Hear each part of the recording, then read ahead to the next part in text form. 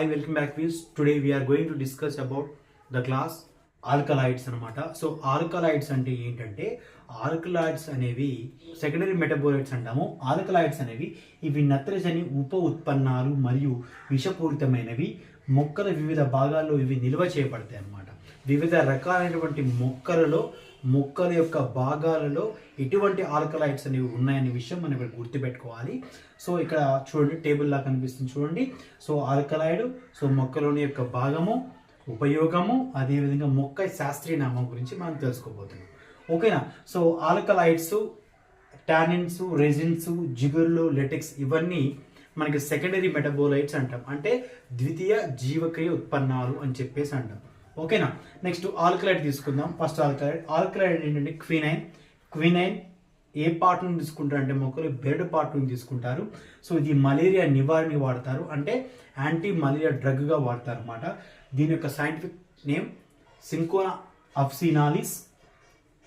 అదేవిధంగా నికోటిన్ మనము ఆకుల ద్వారా తీసుకొని ఆ ఆకుల్లో నికోటిన్ అనే ఆల్కలైడ్ ఉంటుంది. సో దీని యొక్క యూజ్ ఏంటంటే క్రిమి సంహారిణి. సో దీని యొక్క సైంటిఫిక్ నేమ్ నికోటియానా టొబాకం అని చెప్పేసి అంటాం. నెక్స్ట్ మార్ఫిన్ అండ్ కొకైన్, వీటిని ఫలాల నుంచి తీస్తారన్నమాట. సో దీని యొక్క యూజ్ ఏంటంటే మత్తు మందుగా, అదేవిధంగా నొప్పి నివారణగా యూజ్ చేస్తారు. సో దీని సైంటిఫిక్ నేమ్ పాపావర్ సోమ్నిఫెరమ్ అని చెప్పొచ్చు. అదేవిధంగా రిస్పెరిన్ ఏం చేస్తుందంటే ఇది వేర్ల నుంచి తీస్తారు. సో దీని యొక్క యూజ్ ఏంటంటే పాము కాటి నివారణి.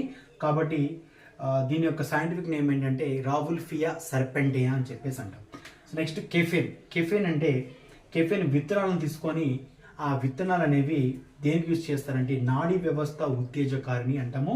సో దీని యొక్క సైంటిఫిక్ నేమ్ కాఫియా అరాబికా అంటాం. ఓకేనా. సో నింబిన్ అంటే ఇక్కడ నింబిన్ అంటే వేప అనమాట.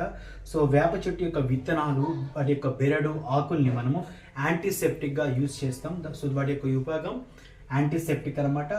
సో అజటిదక్టా ఇండిగా అని చెప్పేసి అంటాం. స్కోపోలమైన్ మనము దతురా అని చెప్పేసి అనొచ్చు. సో దతురా మొక్కలు వాటి యొక్క పండ్లు, వాటి యొక్క పువ్వుని మత్తు మందుగా యూజ్ చేయడం జరుగుతుంది. వీటి యొక్క యూజ్ మత్తు మందుగా యూజ్ చేస్తారు. సో కామన్ నేమ్ ఉమ్మెత్తా అని చెప్పేసి అంటాము. సో పైరిథ్రాయిడ్స్ మనం ఏమంటామంటే ఇక్కడ స్పెషల్గా పుష్పాలని తీసుకుంటాం పైరిథ్రాయిడ్స్.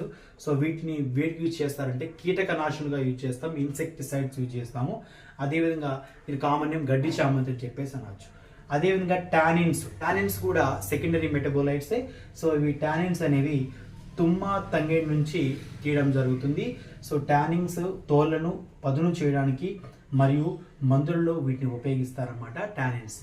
అదేవిధంగా రెజిన్స్ను వార్నిష్లలో ఉపయోగిస్తారు. బెస్ట్ ఎగ్జాంపుల్ ఏంటంటే పైనస్ అని చెప్తాం. అదేవిధంగా జిగుర్లు మనం తెలుసు, మొక్క యొక్క గాయాన్ని మాన్పించడానికి, అదేవిధంగా అతికించడానికి, బైండింగ్కి కారకంగా, నెక్స్ట్ మందుల తయారీలో, ఆహార పదార్థాల తయారీలో ఈ జిగుల్ని యూజ్ చేయడం జరుగుతుంది. ఎగ్జాంపుల్ వేప, అదేవిధంగా తుమ్మ. ఓకేనా. నెక్స్ట్ లెటెక్స్ అనేవి పాల వంటి జిగట ద్రవం కలిగి ఉంటుంది.